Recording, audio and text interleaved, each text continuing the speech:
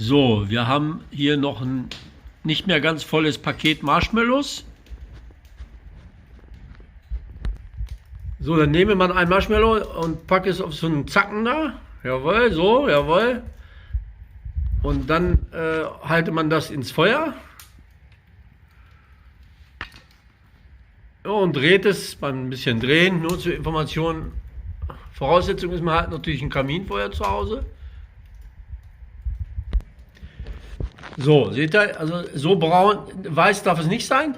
Es muss es halt etwas so braun sein, ringsrum. Ihr müsst es also so lange halten, nicht verbrennen, dass es ringsrum so braun wird. Also die weiße Seite auch so braun machen. Und dann könnt ihr es verspeisen. Schmeckt sehr lecker. Also nur so ein Tipp, so ein Sonntagstipp von mir, ne? Nur zur Information. Also bis später. So, jetzt ist er fertig. Schön braun und knusprig. Und jetzt lecker, lecker, lecker.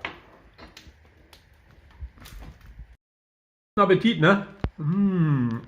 Ah, guck mal. Ich esse Marshmallows. Oh.